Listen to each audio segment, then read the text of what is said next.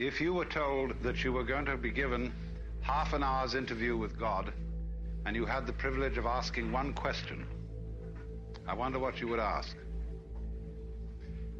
You might be given some preparation too, because when you think, what is your ultimate question, you'll probably do many things before you arrive at it. And I know many people would discover that they had no question to ask. The situation would be altogether too overwhelming. But many people to whom I've put this problem say that the question that they would ask is, who am I?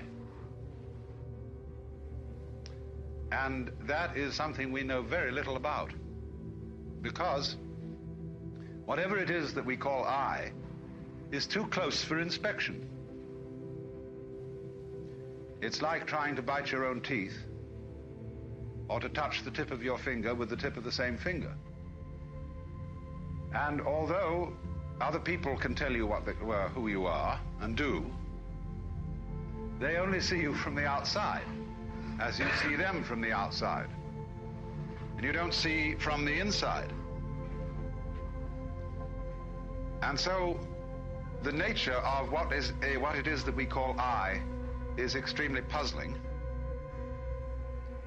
because there is some confusion as to how much of us is I.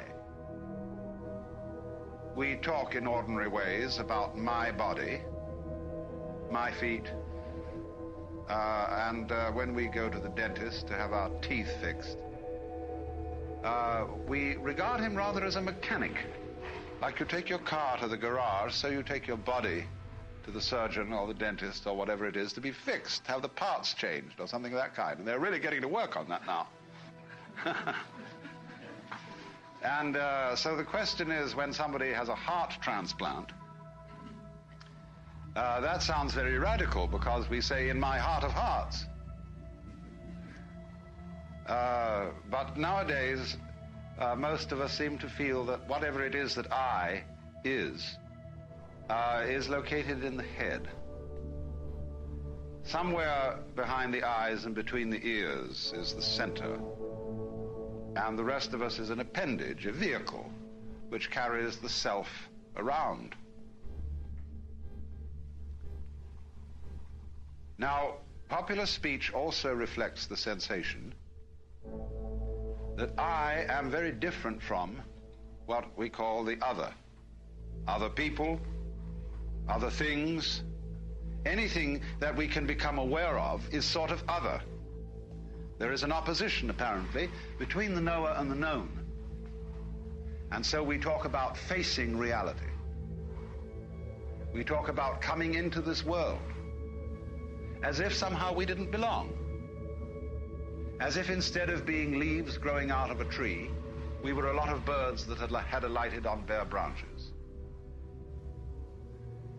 And it has become common sense for most people living in the 20th century today to adopt the 19th century philosophy of science,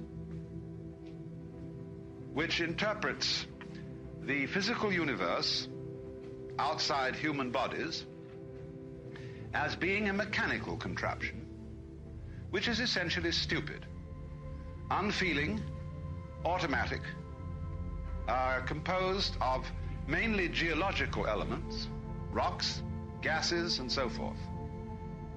And therefore we feel rather alone and left out of this thing, in contrast with the ideas of Ptolemaic astronomy. Instead of being at the center of the universe, we are on the outer limits of a minor galaxy, revolving around an unimportant star on a small, minute ball of rock. And therefore, that astronomical way of looking at things is simply overwhelming. It makes us feel not only of no importance, but also very much left out. When Watts asks, "Who are you?"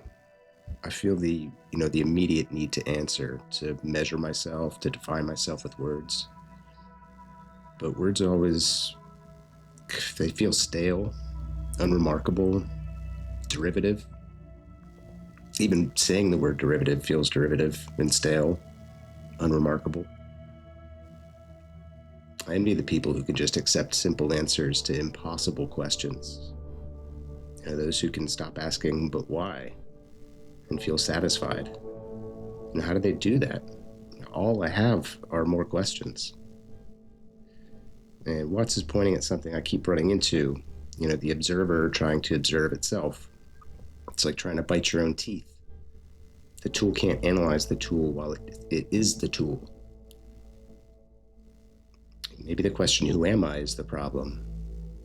Maybe I'm just one perspective in a choir of consciousness, and maybe my mind is just doing what minds do.